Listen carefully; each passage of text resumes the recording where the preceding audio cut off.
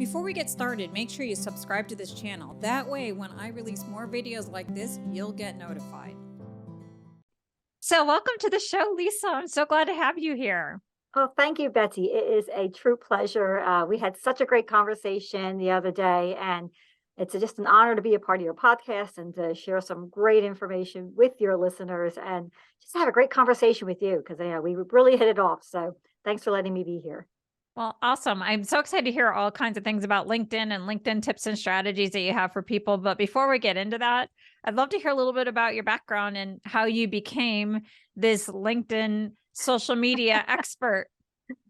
Well, the Reader's Digest version, because I don't want to bore your listeners, but I started my business in 2008. So I spent years in the corporate world, in corporate marketing. And so I learned all the traditional ways of doing marketing, as you should back in those days, and was very successful in lots of corporate companies internationally, et cetera. 2008, a great time during that recession, but I decided I needed to make a change. Whenever we decide to make that leap, we make that leap, right? Mm-hmm. And I did it then. And that's exactly when things were switching to social media was becoming available for businesses. So it was something fairly new. And I'm a teacher at heart. I come from a family of teachers. And I saw an opportunity because I was using it. I'm an early adopter when it comes to social platforms. And people wanted to learn more about it. And I was using it and they're saying, Lisa, how are you doing all this? So fast forward, I quickly started offering workshops on how to use. And at that time, it was Facebook, Twitter, and LinkedIn. That was it, the only three platforms. Crazy when you think about what we have available today. And from there was hired actually through the small business development centers in New Jersey to teach these classes for their business owners. And I actually helped co-create what's called the Digital Blueprint Certificate Program, which is Wow. still in existence today. And people are still Wow. getting that Nice. certificate. I taught it for the first 5 years, and now it's been moved on to some other folks who are very capable of moving that forward. But from that, teaching and integrating social media has always been a part of my work. I'm a marketing strategist. I help business owners and coaches, consultants, entrepreneurs, figure out how to be successful in their marketing and how to use social with it. When the pandemic hit, so I'll get you up to fast forward, the opportunities really escalated for LinkedIn. And the reason being is that we were all behind a camera just like this, and we could not meet. And how do we make that pivot, right? The pivot was big, and I saw that I could help more people. So that's when I said I need to get on and share more about how to use LinkedIn effectively, consistently, and especially during the pandemic so that you could survive. So that pivot happened about more than 3 years, less than 3 years ago, because I think it's been 3 years Yeah. almost. I right can't believe around it's this been time. 3 years. It feels like Yeah. yesterday. Yeah, three. So I mean, it's right around this time, about 3 years ago. I really, went full head into LinkedIn as an opportunity for business owners and entrepreneurs, service providers. I mean, that's really what LinkedIn is for in that B2B space. And I not that I don't help with other social media platforms, and I'm certainly well versed on helping folks when it comes to their marketing. But I think the biggest opportunities right now are in LinkedIn, Mm. absolutely, hands down. So that's a little bit of the background.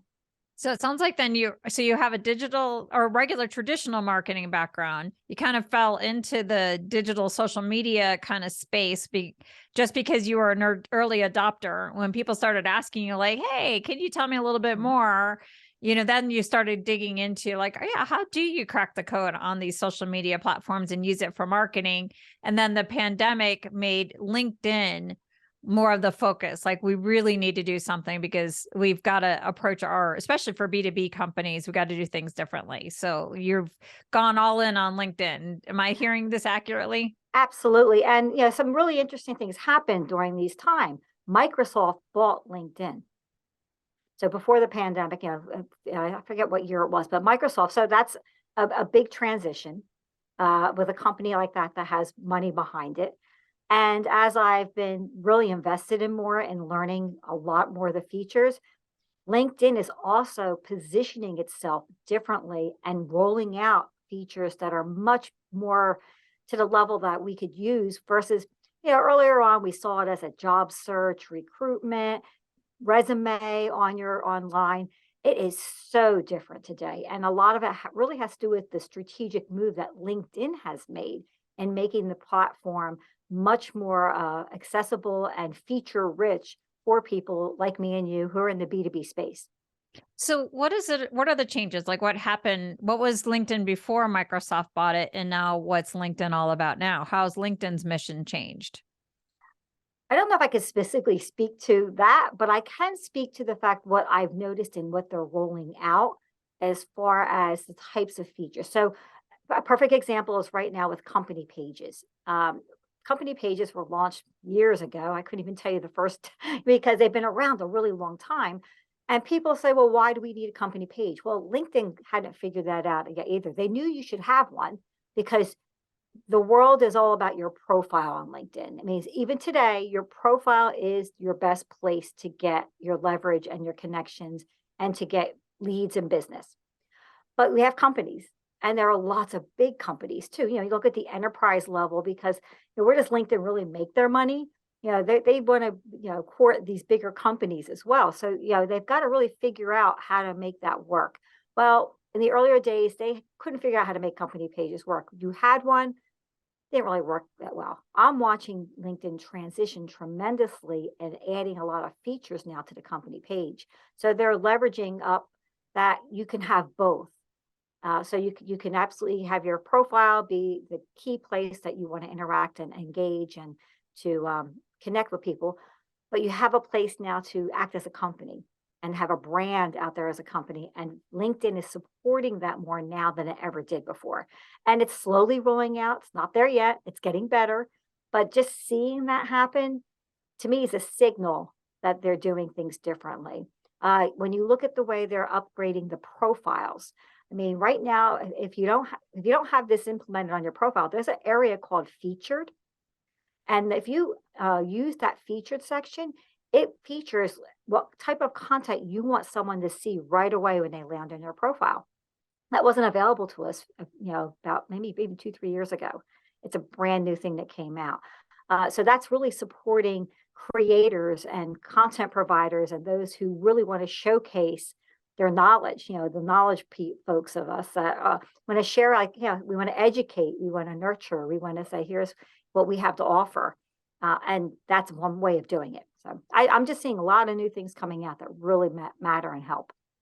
So these are all really great tips. Like I want to get into all of them, but I want to establish first for those who are listening, like, well, why do I need to be on social media? In general, like there's a lot of people that we have like a love-hate relationship with social media. So like, why does a consulting coaching business owner need to be on social media? And why LinkedIn? Like, why is this platform of all the platforms, as you mentioned, the most important for people like us? Like, why is that? Right. Well, I'll take two sides on this one. I'll say maybe you don't need to be on social media. Maybe you can find enough leads and you can create a business locally to where you are, and you get enough referrals, and you have a lead generation system in place that you don't need to actually be on a platform. I mean, I come from a traditional marketing background, and you can run radio ads, and you can do billboards, and you can go to chamber meetings, and you can network, in person now because we're past where we're behind a screen all the time. And you don't have to be everywhere, every place. There possibly are folks who can do it that way. And you know what? There's no reason why you can't. But if you truly want to have an impact, if you truly want to reach the people that can benefit from what you do, you are selling yourself short if you don't go to where they are, and they are on social media. So that's the one piece, is that your tribe is there. The second piece is it works. It's a proven place to build your business. So this is not like some new thing that's just coming out. It works and it's proven. Now, there are certain things you should do, and you're asking for all these tips, and we can talk about some things you should do, but clearly it is the place for you to build and expand your business and have a bigger reach and a bigger impact. What about LinkedIn for consultants and coaches? Like, is it a must have, like you need to do something? Cause like from my perspective, like when I tell people, and you could tell me I'm totally wrong, I would say you know, you don't need to be on Facebook. You don't need to be on Instagram. You don't have to be on TikTok. You know, if you're a consultant coach, especially if you're going after a corporate kind of clients, you know, or high end clients. But I don't think you can not do something on LinkedIn because they're going to look for you on LinkedIn. And if you're not on LinkedIn, it's going to look weird. But maybe I'm wrong, you know, or is LinkedIn a must have for professional businesses like a consulting coaching business? 100%. And thank you for bringing that up as far as being found, because I think we overlook the fact that platforms like LinkedIn do a tremendous benefit to you because they have the SEO juice already, search engine optimization juice. In fact, if someone looks up your name, it's most likely your LinkedIn profile is going to be one of the top hits that's going to come up. That's true. So exactly for that reason, we all Google everybody, right? I'm going to Google you before I meet with you. I'm going to check you out before, or even if I've just met you, I'm going to verify and look, or if I think that you have something that was of value to me, I want to look you up and do all my deep searching, right? We all do it. So I always tell my clients, think the reverse. If you have that behavior that you're checking things out, know that they're doing the same to you. So why Right. are you not putting yourself out there in the most professional way, which is LinkedIn, where they'll easily can find you. So that's the first thing. If anything, if you're just getting your profile up to speed and it's optimized so that someone lands on your profile page when they do a search, they're going to get a comprehensive look of who you are, what you do, and how you can help them. But taking it to the next level is just the platform itself. I mean, would you believe since the pandemic, so in the last 3 years, over 200 million people have joined LinkedIn. Wow. 200. So we're over 900 million users on the platform. Now, that's not like Facebook with the billions, but we don't need that many. I mean, let's be serious, folks. So how many people do you really need in your sphere of influence, right? Right. In order to build your business. So the fact that it's grown that quickly in the last 3 years tells me a lot that more people are coming to the platform, are learning about the platform, and there's more opportunity for you there. Well, it sounds like also like in comparison to Facebook, it's almost better that there's not everybody because you don't want to have to weed through all your relatives and, you know, and everybody else in the world. Like you want to go where the fish, you know, if you're fishing for a certain kind of fish, you want to go where they are, and the kind of fish that you're Yeah. going after are probably on LinkedIn. And I think you're right. Just because I'm going to make it clear, because Facebook, it depends. And I really, we're talking about LinkedIn because that is my sweet spot. But for those who are listening, if you have a different kind of client base that, if you're working in weight loss or you're working in, where it's more of a consumer one-to-one, they may be on Facebook or Instagram. So to your point earlier, Betsy, you said corporate clients or a different, professional client. So if that's your audience, you are wasting your time on Facebook because they're not there. They are on LinkedIn because LinkedIn is known to be a professional network. There's something I want to ask you about because you said so given that, so let's say, I would say the majority of the people who are listening to my podcast are people who want to work with professional people. And you had said earlier, like, hey, you don't really have to be on social media or you don't have to be on LinkedIn if you just want to use those traditional type of marketing. But if you're going to do networking events or if you're going to do ads or you're going to do other things, what you were just saying is they're going to still check you out. And so what are you missing out if you don't have a decent LinkedIn profile, at least from the bare minimum? What's going to be the impact of somebody using networking and referrals as their primary marketing strategy? And if they don't have a LinkedIn, at least a LinkedIn profile? Correct. I totally agree. Because I come from the marketing strategy place, I have a three-pronged approach. You have to have a website. You have to have an email list, because you need that direct communication, and you need to be somewhere on social media so that when people search for you, you're found out there. And if you're looking in the professional space, LinkedIn's where you're going to be. That makes so much sense. So let's talk about LinkedIn then.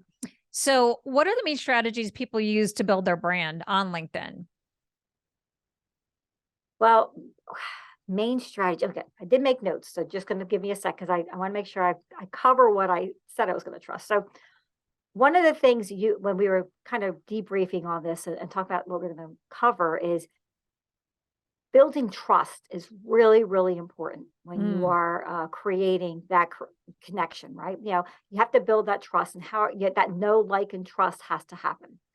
So that strategy needs to be in place where they're going to be able to get to know you, get to trust you, and like you, so that they'll do business with you. Because whether you're online or offline, you still have the same need of connection and building a relationship. It's a relationship building either way. So your strategy has to think about, how am I showing up? What's my first impression? Okay, because that's always the important thing when you walk into a networking meeting, whether it's in person or online. How you show up matters. So you dress the part, so to speak, and you've got your professional face on, because LinkedIn is professional. It is not Facebook. I have so many people say to me, "Oh my gosh, I don't want to see what people are having for lunch or see a last dance." I'm like, "Well, you're not going to see that on LinkedIn." It stays in the professional lane. Not to say some people take it a little the other way, but for the most part. So your strategy first has to think about, how am I showing up? And that's where you came in with your personal profile. Your professional profile needs to be optimized. And there's a whole process around that. But it's important that you put the time and effort in doing that, because you don't have to keep changing it. You really just need to get it done once well, and then you tweak it over time here and there. Once you know the profile set, then you want to look to building your connections, because many of us have been on LinkedIn a long time. LinkedIn's been around since 2003, 20 years. May of 2003 is when it started. So, 20 years ago, when they're listening to this. Now we're at a place where, things have changed so much on LinkedIn. There's so many offerings available, but you may have started way back. In fact, I joined LinkedIn in 2006. So the people I connected with way back then may be very different from the people I want to be connecting with right now, because now I have my own business. And many of us all have those career transitions while we're still on LinkedIn. So when that connection strategy comes about, you want to think about where you are now in your career versus where you were before. And then those connections that you have to this point, are they working for you or not? And what types of connections do you really need to make going forward that will truly be the relationships you want to form now? So that's part of that. So it can get very strategic, but it's worth the time. Again, all these things are really foundational things, Betsy. And I really stress that folks take the time to put the foundation in place. Don't assume just because you have a profile on the platform that you've done the work to get ready. Because once you get that in place, then it rolls. Then it just moves. So getting that profile, getting those connection strategies, in place, and then it really moves into your engagement and your content. What do you have to share? And then how are you actually engaging with other people, so that you have relationship building going on? So I want to pause you real quick, because I want to kind of follow up on, I have a couple follow-up questions on some of the things you're talking about. So it sounds like from your standpoint, is like a brand for you is really all about building the know, like, trust factor with your audience, and how to use the platform to build that know, like, trust factor. One aspect is your profile, making sure it's optimized and it creates that wonderful first impression that gets people to at least create an initial relationship. And it's like, okay, yeah, this is what I'm all about. I want to talk a little bit more about this strategic connections, because I find it like, I definitely agree with what you're saying, is that your career will definitely evolve over time. I mean, my career has evolved in so many different ways, but I still have some connections. Like my long-term colleagues, I will always want to have them in my network for sure. I would never want to get rid of them, because I want to know what's going on with them. And I want to know what's happening. But there's so many things that are different to me around LinkedIn, where I get requests from people and I have no idea if they're an authentic connection that I would want to have, or they're just trying to sell me. Like, I feel like it's just the whole connection process has gotten all selly so much. How do you discern right away? Like, I could see where if you're going after somebody, that you can look at their profile and decide that I want to connect with you. How do you respond? Should I say yes to everybody who asks to connect with me? Should I take a beat and go look at their profile and decide? Like, what's your philosophy? Is more the merrier? Having more connections better? Or is it better to streamline? Like, what's the ideal? Well, I love to say that it all depends. But it all depends. People, there are some folks that the more the merrier. Yeah, they're into the quantity.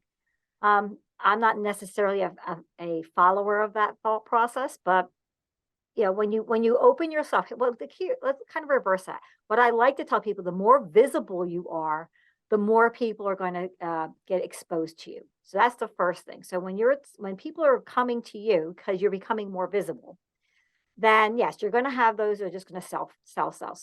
That's just a part of any part of the social platform or in the world. I mean, when you go to any networking event in person, you've got that core group that all they want to do is sell you and you walk away from them. But to be strategic, and that's why I brought about, because we come into LinkedIn with maybe many different levels of careers, not everyone, but I think the folks that listen to your podcast probably do, is that you have an opportunity now to be more discerning and to say who's a good connection and look at the quality versus the quantity. And so if someone's again, you could be, I call it reactive and proactive. So the proactive is when you're doing the searching and you're looking for the right connection based on what you know your ideal client is, or the person that you think is the right kind of connection to create a relationship with. I typically will, I once a week, let me give you my strategy, because I'm very visible. So I get connection requests quite a bit. And I'll go in once a week, unless I know the person, again, because I'll see those connections. And if I know you and you've written a note to me, or I've met you, or there's already an opportunity, I connect right away. If it's a cold connection and I look at the note, that's the first thing. If they don't write a note, that's to me an automatic no. If you haven't taken the time to write a personal note to me, you haven't taken the time to want to really connect with me. There's no relationship being built there. Mm-hmm. If the note is a straight sell piece, that's a no. Yeah. Okay. So those are two right there. You can, and then beyond that, then you look at the note itself. Did they really look at your profile? So as I'm saying this, think about it two ways. If you're being proactive, you should be doing this. If you're being reactive, you're looking for this. Did someone really look at the profile and find out where we had a point of connection? Okay. Some people just say, oh, I see we have lots of the same connections. Some people say, oh, we see we're in the same industry. Maybe I don't want to connect with all the same people in my industry. I want people who are outside of my industry, because Right. I'm a marketer and I have a service that I can help people who don't know how to do marketing, right? Right. Or need help with their marketing. So those are the kind of things you're looking at. So if that's the kind of notes, like, nope, that's a no. So you can pretty easily figure that out just by, are they selling me? What are they saying in their note? And if they have taken the time to say, hey, I know we're both connected to such and such, or, I see that, one of the things I use a lot, if I can, is if someone's gone to the same school I have, because, we put our education there. And I like to connect with my alumni. Just a little tip here. Alumni always connect with each other. There's that bond Mm-hmm. when you go to the same school. And I use that to my advantage. Why not? Because those are opportunities right there. And if they say, hey, we were both flyers, we went to University of Dayton together, that's a yes. That's an easy yes. So that's what you want to look for. So I'm more proactive than reactive. I'm proactively looking. And then if something's coming at me, I'm going to say easily more than 50% are no's. So I think I think what I'm hearing in the philosophy is it's one kind of set of criteria, is to say, as I build my connections, I don't think you are a more the merrier kind of person. It's more of a discerning, like you want a more of a responsive, engaged sort of network on LinkedIn. And the actual attributes of that network would be we have, some sort of authentic connection. We could be of mutual benefit to one another, that it's not about selling, but it's about mutually supporting one another. That's the kind of person that would be a yes for you. And you want to show up that way, which goes to the same thing of like a networking event. Like this is where I teach people around my networking event script, is like, nobody wants to be sold. The elevator pitch is stupid. Nobody's going to say, gee, I wish somebody's going to pitch me in 30 seconds, how to buy their services. And nobody says that. Nobody wants that. Similar on LinkedIn. So if somebody does say, I look at the same things you do, but I also look for what's in their their description and their headline. If they say, I help coaches add 6 figures to their income or something like that, it's like, you're trying to sell me. You know, if somebody says, I listen to your podcast and I want to connect, I'm like, yay, go for it. Because I want to get to know you because we have something in common. You know, we want the same things. But if it's something like that, if you're being, and I don't know if this is good practice or not, but what would you say to someone who like said, all right, I took a chance on you and I connected and immediately came with that very fast sales, you know, because, you know, if somebody has an automated system or immediately goes to a sale, like I just immediately unfriend them and like, do you do that? I disconnect, block them. My finger on the block goes really fast. I don't waste my time with those folks, you know, and they're there. So I just want people to be aware, the more visible you get, the more it will come at you. But that's not a bad thing, because what happens is that means they're the ones actually coming at you because they're selling. But we have a lot of lurkers out there. We have a lot of people who are just looking. And you just need to show up. You know, in the marketing world, we know 7 to 12 times you have to get in front of somebody before it connects.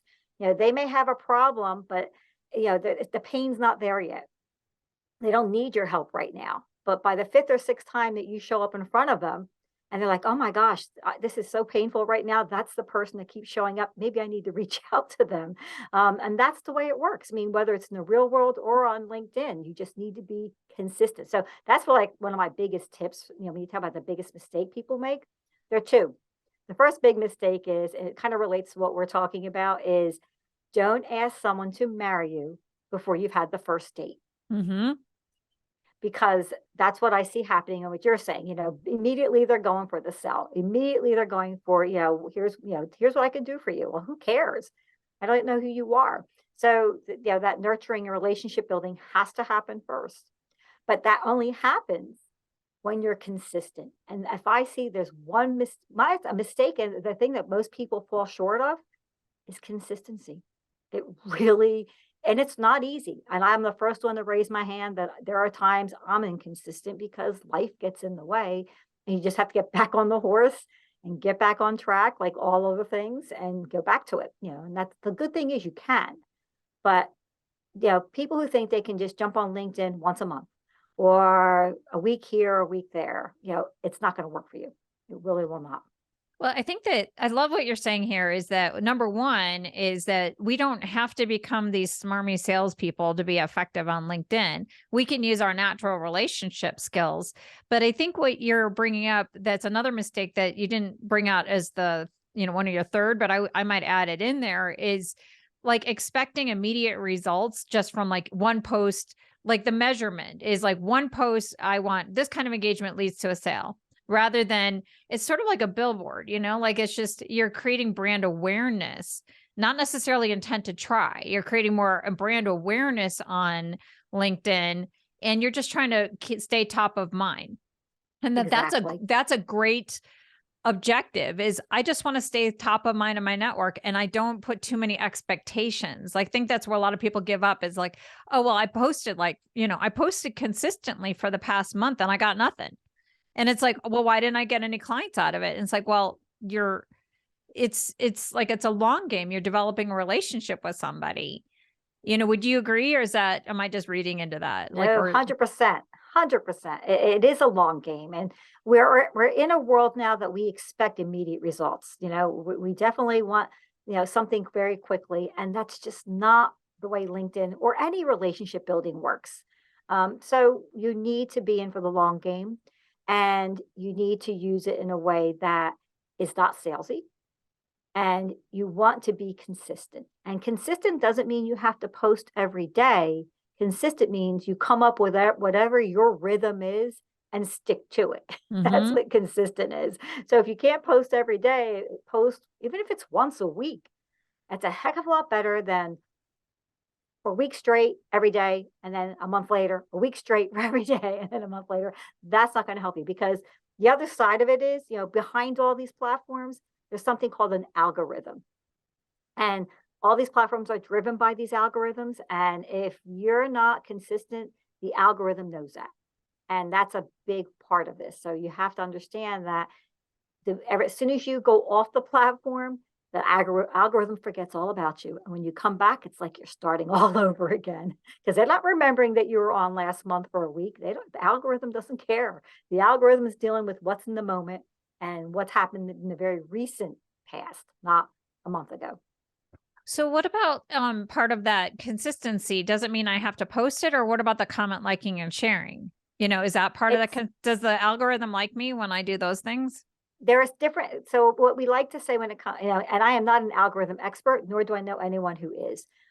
We learn about how the algorithm works by what LinkedIn decides to tell us, and all the platforms. It's a highly secretive thing how it works, but we know basically how they work. And basically how they work is you are fed content. Your feed, what shows up there, is based on what you determine that the algorithm has decided is relevant to you. And the algorithm figures that out by how you interact with it. Okay, so that's the first thing. So you have to understand you're working with an algorithm. That's key. So how you post and what you post and how you interact with it are all signals to that algorithm. So the algorithm wants to see you put original content out, and then it wants to see how people respond to it. Do people say, oh, that video or that podcast that Betsy put out, people are commenting on it, people are reposting it, people are reacting to it? That's relevant. It's relevant, and we're going to show it to more people. So that's the first piece of it. The second piece of it is the reacting and the commenting and the reposting. So it's not all about you. That's relationships are a give and take. So to your point is you want to show up and share your content, but you also want to show up in relationship to others and comment and react and share their stuff. And the algorithm looks at all of that. So that all counts. So should you look at it as sort of like a one-to-one, like for every original post I do, I amplify somebody else's post? Or is there more like do 5 times of doing something nice for other people and then post your own thing? I wouldn't look at it as in that numbers feature. I would look at it as a test, because there are a couple things here you have to think about, Betsy. People are time constrained. So you want to come up with a rhythm that works for you. The rhythm is post at least, and this is just from what testing has shown and research has shown, you should at least post 1 piece of original content per week, at least 1. And then you should go ahead and comment and repost other people's content. We call it OPC. And how much you do of that is actually better for you to think of it in terms of the relationships you're creating. And it's strategic more than a numbers game. So that you want to be relevant to people that matter. So if I'm going to comment, I'm not necessarily going to comment on another marketer's piece of content. I'm going to comment most likely on a corporate marketer's piece of content, because I work a lot with corporate marketing people who hire me as an outside consultant to come in and help them. So I'd rather get on their radar screen than I would to another person who does exactly what I do. So being strategic in that comment of who you're commenting on actually makes a difference.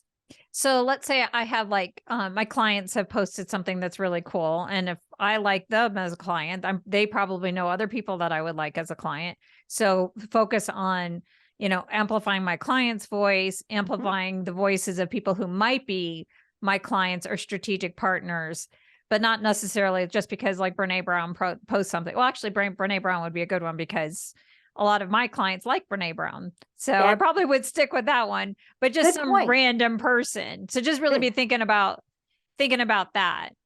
Right. Because the percentage of people that actually comment is so small.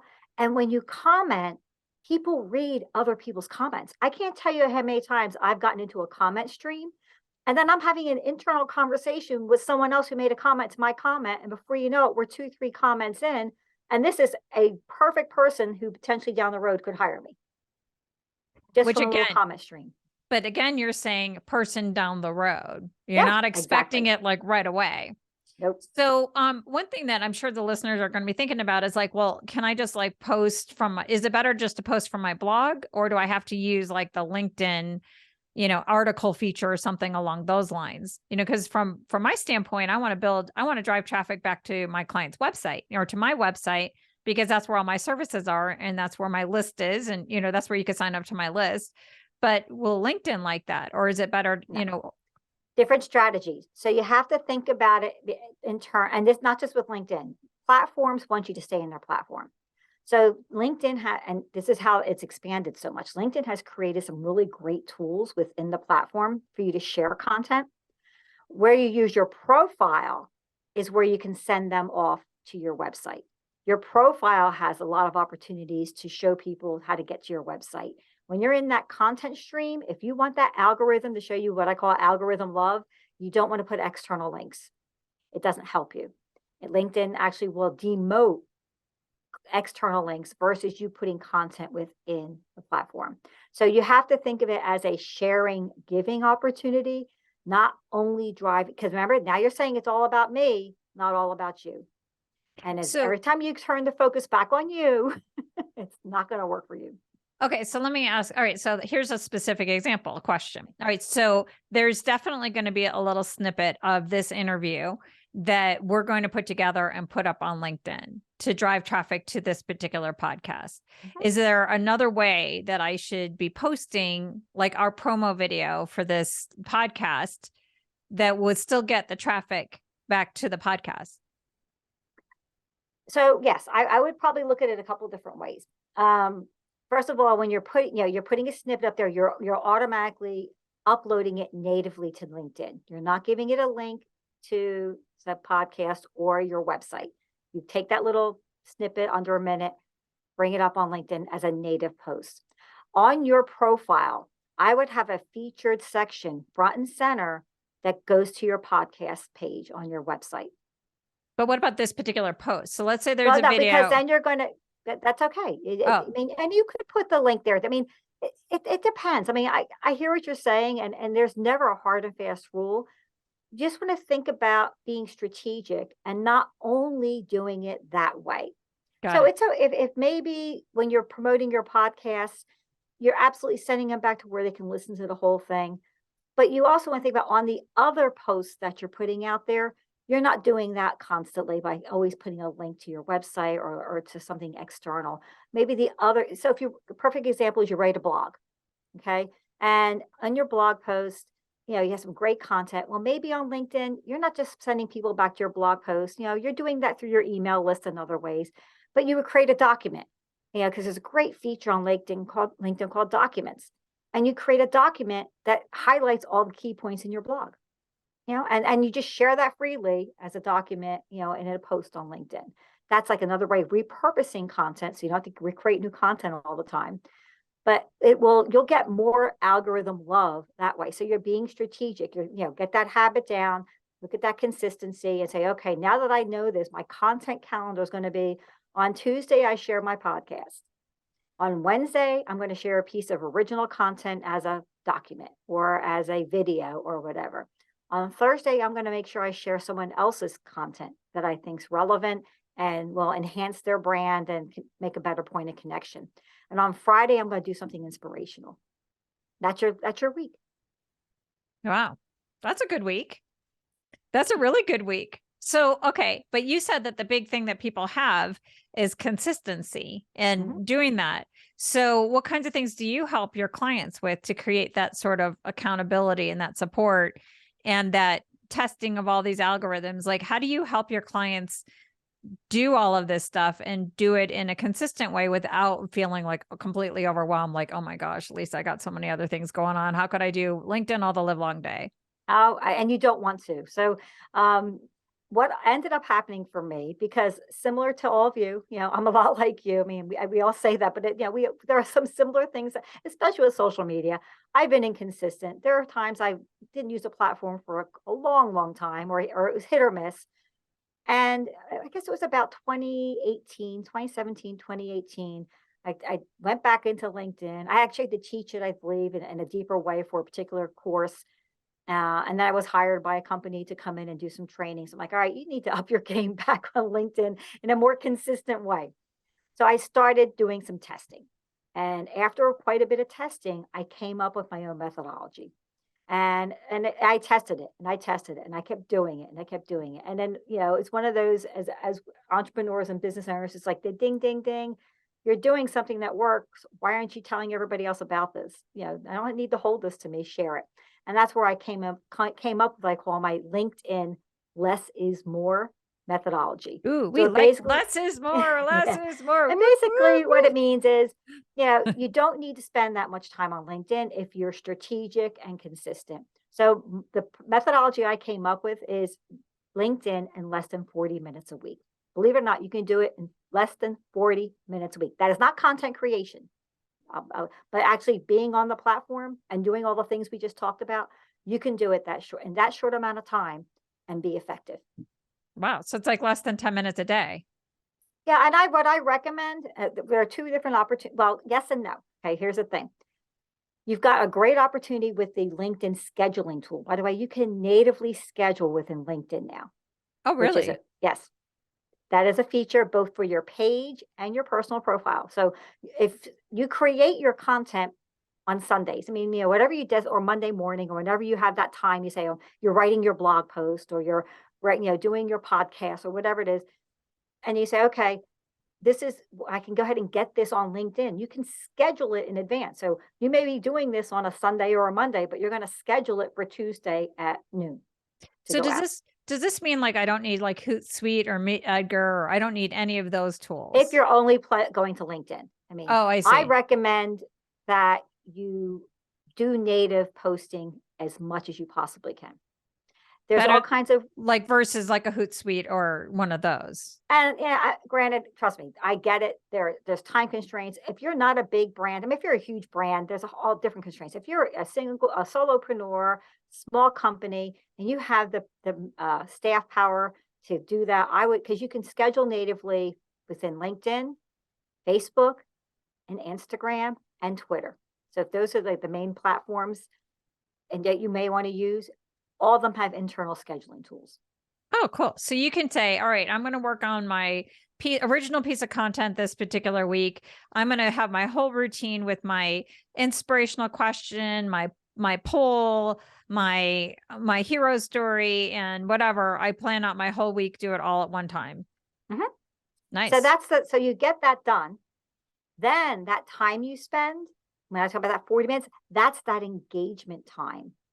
That's that time that your connection time, that you're finding connections. So that's when you're spending the time and making sure when you know that. So you have to make a note when that content's going out, if you're posting it for 12 o'clock on Tuesday, that you get on LinkedIn, maybe around 12:30, 1 o'clock on Tuesday. And that's when you engage. That's when you make sure if anyone comments on your post that you respond to it. That's when you go and look for other people's content and you give comments to it. That's when you spend time engaging on the platform. And my big ninja tip is mobile is your friend. This is where having, especially when you're trying to get things done consistently, I can spend 10 minutes. I'm sitting waiting for a Zoom call to start, right? You're set up and I'm always early for whatever reason. I'll get my phone out and I'll go ahead and look and I'll spend 5 minutes going through my LinkedIn feed and do some reactions and some quick comments. In 5 minutes, done. So instead of wasting time, like, just checking up on Facebook, like let's say we're, from a business standpoint, LinkedIn's really the place that we're going to find clients. If you're going to spend some time while you're at the dentist office waiting to get called in, instead of spending time on Facebook saying, hey, I wonder what my friends are up to, you can take that same 10 minutes, be strategic and be more effective in getting business while you're waiting for the dentist to get you. Yep. That's awesome. So I think I remember you saying that you have like a free challenge coming up, or is it a paid challenge? But there's an easy way that people can get engaged in your world. Could you tell me about that? Yes. So once again, I mentioned my less is more method. And when the pandemic started and I realized so many people needed help, I created this free challenge and it is going to be free. I did play around with a small fee and some people did pay. I did offer it for, as entrepreneurs, you coupon and give opportunities. I'm like, you know what? I need to keep it free. You just have to make a decision. So, but I have shortened it. I used to call it a 5-day challenge. It's actually going to be 3 days only because of our time, right? You Yeah. need the time. And I was finding people were dropping off. So test, test, test. But the point being is I've been doing it since 2020. It's a free challenge. I call it the LinkedIn. Now it's going to be the LinkedIn 3-day challenge. And what you'll do is you sign up for it, and I take you through the less is more method. So you practice it. So one of the ways I like to teach is I call it the show do. So I show you how to do it, and then you go do it. So you're on a Zoom call with me. I give you the whole demonstration. Here's what the thing is. Now go do it. You have 5 minutes. And then Wow. people go off and do it. And then they come back, and then we answer questions. And I go, okay, here's the next thing you have to do. So I have created a system where over 2 different days, this is my recommendation. If you only do it once, that's fine. But I recommend 2 different days for strategic reasons with the algorithm. So on day 1, these are the certain activities you need to do. And on day 2, these are the certain activities you need to do. And there's some overlap, but there's some differences strategically, again, because of the algorithm and to get the best results that you're looking for. And so you practice both of them. And then I also give you an opportunity to see how the mobile app can help you, because as I just mentioned, it's like the ninja trick. Most people don't realize LinkedIn mobile can save you a lot of time and keep you connected and consistent more than you realize. That's awesome. So will you also learn like how to structure a LinkedIn post for greater engagement, how to tell the inspirational stories, or is that more in your paid program? That's in my paid program. So the free program is really just to help you get more consistent in 40 minutes or less on LinkedIn. And that's, I'm taking you through the actual process. And people find that's very helpful because at least they go through it and they understand what they have to do, and then they can keep practicing it. If you want to go beyond that, then yes, I do have a paid program where I take you through, and it's still an accelerated program. I'm a big action taker. Yeah. And I want to work with people who are ready to take action. I am not into these 6-month programs for what I do. There are programs that you need that kind of deep dive. For what I'm doing, I'm like, you need to get off your and just do it. Yeah. Just, We and all I've can asked read between the lines what you meant. yeah, Just just do do it. stuff. Just So do it. So what I love about this, like, this challenge that you have coming up is it gives you a sense to see, like, is LinkedIn going to be a key part of my marketing strategy? So you could get away with just at least having a decent LinkedIn profile and get that going. At least you're creating a credible image. In order to be more active and using LinkedIn as a way to build brand awareness and make credible connections with your clients, if they join your challenge, you could say, yeah, I think I want to make LinkedIn a key part. So it's like easy, no cost probe to figure this out. And if they want to work with you some more, once they decide like, yeah, LinkedIn is so easy, I could totally get leads here, then they could work with you after that. Absolutely. Yes. Okay. And I believe in small groups. I believe in a lot of giving you a lot of personal contact so that you can get things done, because there are nuances. Even you had some specific questions that people have that. I'm like, I want to help you overcome that, so you're not afraid of it and you get success, because you will get results from LinkedIn. As we full circle, it's not an overnight success thing. Well, it goes back to any successful person, and they make it big. They say, well, it took me 10 years to get there. I mean, it does take time. And Right. anyone who thinks that you're going to get it overnight is just fooling themselves. So where's the link? How do we find out about this challenge? And I for sure am joining this challenge. I'm so excited. Oh, great. So yeah, I will provide you with the link, because I am changing the name of it. So I believe I'm going from the 5-day to 3-day. So if I'm going to have to change that link to identify that, because that I think it's going to be launched. I think when this is airing, it's just going to be about available. So we'll make sure that anyone who's listening to this, the link is in the show notes, and that I make sure I'm interacting with anyone who is listening to this in your social media posts, and can answer questions, and we can share that. And I appreciate you sharing that with everyone. It's a great opportunity. What I love about doing the challenge is, this will be probably the 5th or 6th time I'm doing it. So it is a rinse and repeat because there's always people who need to know how to do this. Right. And there are people who come back every time and keep doing it with me. And that's fine. That's, sometimes we just need that. They say, well, I just need you to keep kicking me, Lisa, and getting me back on track. I'm like, that's no problem. I love it when I have, some of the same folks come back because they're my advocates. They're my, and they're the ones sharing it with everyone else saying, come on, join me. We should do this together. Right. And for those who are listening, I want to join. So you all join with me and let's all do it together because I definitely Yeah. want to be a part of this.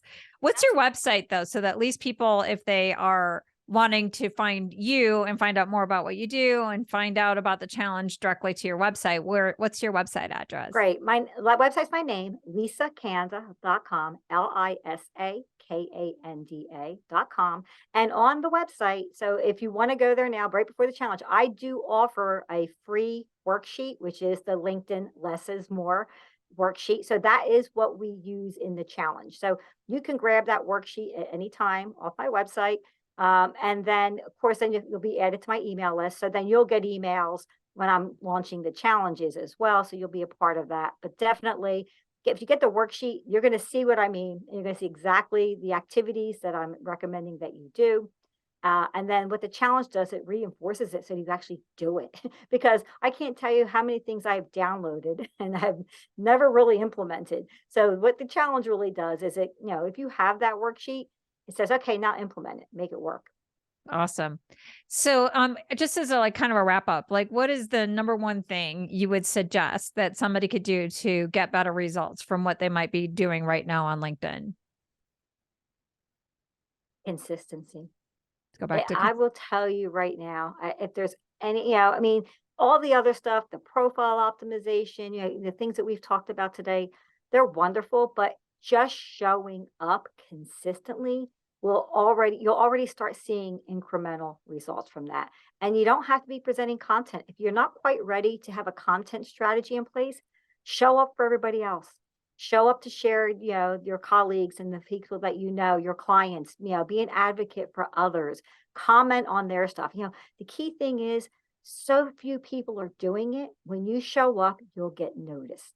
And that's a great thing. So that's awesome. It's kind of like if you want to be successful in a networking event, you just have to start attending them. And it's better than sitting at home. Similarly, instead of just spending time wasting on social media, spend time productively on social media, at least engaging with people. Exactly. Is there anything else that you'd want to tell me about entrepreneurship, LinkedIn, anything else about what we've talked about? And I just didn't ask you the right questions. I have some notes. So I'm going to take a brief, let me see if there's anything we did not cover, because I did prepare and do a bunch of good notes here. I guess one of the things, we talked about my my program, but there are a lot of free resources out there too, like my challenge.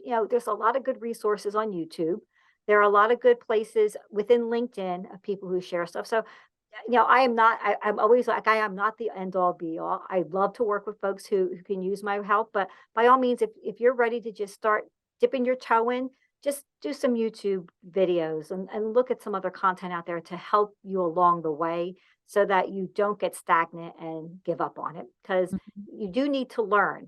This is not a just jump on LinkedIn and figure it out by yourself. There are things on there you want to learn about so you do them well. And there was one other thing about measurement. And this is kind of an interesting thing because people are like, how do you measure, right? How do you know? So there are two ways of looking at it. Number one is you need to know what your goals are. And I know we know this, but you really have to say, why am I on LinkedIn? Because it's not just about making the sale or getting the client or the lead. That will come.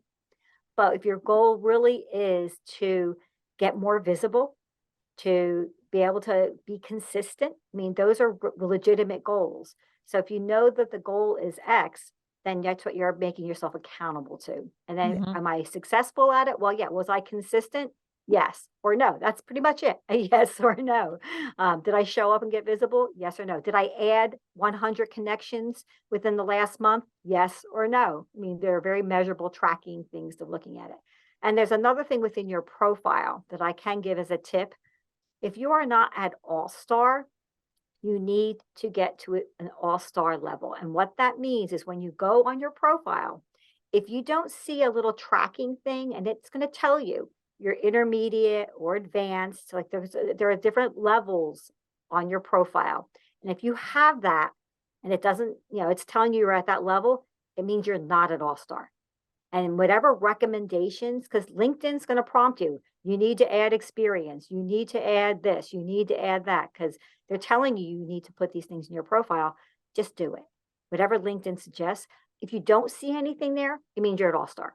That's the easy. Yeah, they used to let you know you're an all-star and they stopped. So that's the one thing. And the reason I say that is because this is a proven fact. LinkedIn says they will not serve your profile, your result to people looking for people like you if you're not an all-star. Your reach is actually reduced by 30% Wow. if you're not an all-star. I could talk to you all day long because it's like you're chock full of so many actionable tips. This is amazing. I mean, it's like I'm too bad. It's like I want to take notes on everything. So thankfully I can get this as transcribed. But yeah, that's really brilliant. I never thought about that. That's incredible. What else? There are small things you can do. Is there anything else? There's something that's called an SSI score, much more advanced, but there are places where you can track and you can say, am I on track or not? And what are the things LinkedIn's telling me I need to do in order to get within, again, that algorithm. And I hate to play to an algorithm, and I'm not saying you should play to it, but you certainly need to know about it and pay attention to it, because just commenting and putting content out for it just to do it as an action versus a strategic action are very different things. Yeah, I think that's probably your number one tip is make a strategic choice about LinkedIn and then follow through on that consistently rather than don't go after LinkedIn in a sort of a haphazard way. Be thoughtful, mindful in what you're doing. Correct. Exactly. That's awesome. Well, this has been so helpful. I already have 1,000 ideas now for how I'm going to improve my LinkedIn presence. I'm definitely going to be signing up for your challenge. And thank you so much for being on the show. I so appreciate it. My pleasure, Betsy. And thank you to all the listeners, and feel free to reach out to me. I'm happy to help in any way that I can. Awesome. Thank you. Thanks.